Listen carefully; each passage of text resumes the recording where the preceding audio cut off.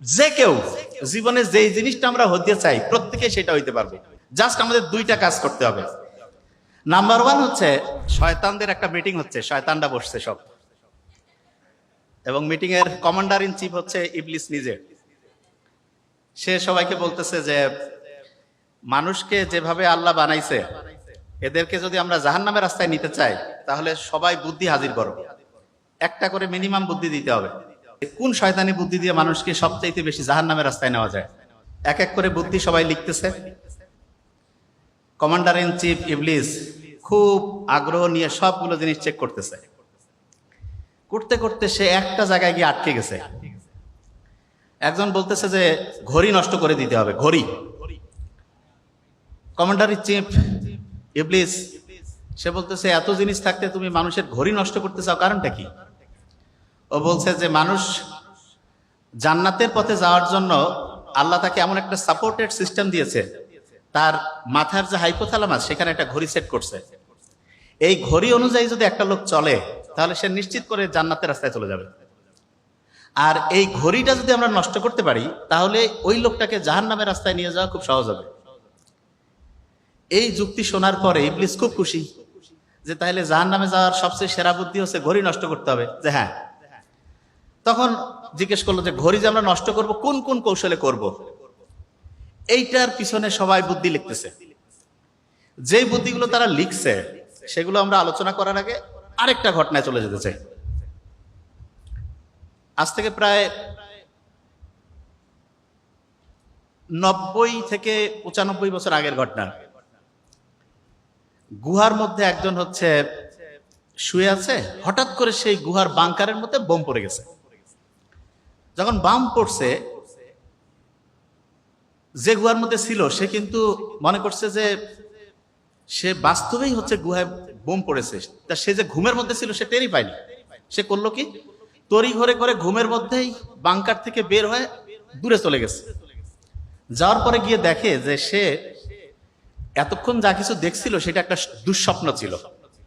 যাক, সে চিন্তা করলো যে নিশ্চয়ই মনের মধ্যে কোনো নেগেটিভ জিনিস আসছে, এই কারণে বোধহয় এটা হয়েছে। সে কিছুক্ষণ চোখ মুছতে মুছতে যখন গুহার দিকে যাচ্ছিল, ওই বাংকারটা যেখানে তারা ঘুমাচ্ছিল সেইখানে হঠাৎ করে ওই সময় বোম পড়ে, এবং বোম পড়ার পরে ওই বাংকারের মধ্যে গুহার মধ্যে যতজন সৈন্য ছিল সব মরে যায়। এই ঘটনাটা যখন ঘটে তখন যে স্বপ্নটা দেখছে সে চিন্তা করছে এটা নিশ্চয়ই স্রষ্টার দ্বারা কোনো একটা সিগন্যাল তার প্রতি, তাকে দিয়ে স্রষ্টা অনেক বড় কিছু করবে। এবং সে এই জিনিসটা এত বেশি মোটিভেটেড হলো, সাথে সাথে সে ওইখান থেকে লোকালয়ে আসলো, এসে দোকানের মধ্যে গেল, যাওয়ার পরে খাতা আর কলম কিনলো। কেনার পরে টানা 72 ঘন্টা 3টা দিন কারোর সাথে কোনো কথা নাই, কারোর সাথে কোনো আলোচনা নাই, সে ডায়েরিতে কলম নিয়ে একের পর এক তার পরিকল্পনা লিখতে থাকলো। এবং লিখতে লিখতে শুনলে আমরা অবাক হয়ে যাব, 3 দিনের মধ্যে সে একটা গোটাল বইয়ের কাঠামো দাঁড় করায় ফেলছে। এবং সেটা এতটা মনে প্রাণে বিশ্বাস করা শুরু করলো, দেখা গেল যে কয়েক বছরের মধ্যে সে একটা গোটাল দেশের প্রধান হয়ে গেল। শুধু তাই না, একটা দেশ থেকে ক্রমাগত 3টা দেশ, 5টা দেশ, 7টা দেশ, ক্রমাগত অসংখ্য দেশ সে জয় করতে থাকলো। এবং শেষে যেটা হলো সেটি হচ্ছে কি, যে সারা দুনিয়ার মধ্যে সে অবিসংবাদিত একজন লিডার হয়ে গেল।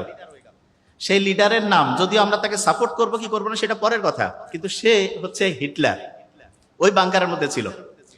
তা হিটলার যে কাজটা করেছে সেটা যেইভাবে সে করেছে সেটা আমরা স্টুডেন্ট যারা আছি প্রত্যেকেই কাজে লাগাতে পারি। কিরকম? এইখানে যারা আছি যে কেউ জীবনে যেই জিনিসটা আমরা হতে চাই প্রত্যেকে সেটা হইতে পারবে। জাস্ট আমাদের দুইটা কাজ করতে হবে। নাম্বার ওয়ান হচ্ছে ওই যে শয়তানরা যে বলছিল যে ঘড়ি নষ্ট করে দিবে, সেই ঘড়ি তারা নষ্ট করার জন্য যে পরিকল্পনা করছে সেই পরিকল্পনা আমাদের ভেস্তে দিতে হবে, এটা নাম্বার ওয়ান। এবং নাম্বার টু হচ্ছে হিটলার গুহার মধ্যে থেকে বের হয়ে যেই পরিকল্পনা যেভাবে লিখছে, আমাদের গোটাল জীবনের পরিকল্পনাটা ঠিক সেইভাবে আমাদের লিখতে হবে। এখানে আমরা যারা যারা আছি প্রত্যেককে আমি একটা লাইন শুধু বলবো। নাম্বার ওয়ান যে লাইনটা, সেটা হচ্ছে এইখানে ঘড়িটা যদি আমরা ঠিক রাখতে পারি আর যা হইতে চাই সেটা যদি লিখতে পারি, যতজন সামনে আসি প্রত্যেকেই জীবনে যে জায়গায় যেতে চাই সে জায়গায় অবশ্যই যেতে পারবো। আচ্ছা, এবার আমি একটু প্রশ্ন ধরবো, দেখি যে কার কতটুকু খেয়াল আছে। ওকে, এই যে প্রথম বেঞ্চ, হ্যাঁ চশমা, না বসেই বলতে হবে, কোনো সমস্যা, আমি ধরবো। আর ঘুমাচ্ছে কয়েকজন, খুব সুন্দর, ঘুম তো খুবই ভালো, শর্ট টার্ম থেকে পড়া লং টার্মে নিয়ে যায়, আমি দেখছি, আপুকে ধরবো এখনই। তাহলে এবার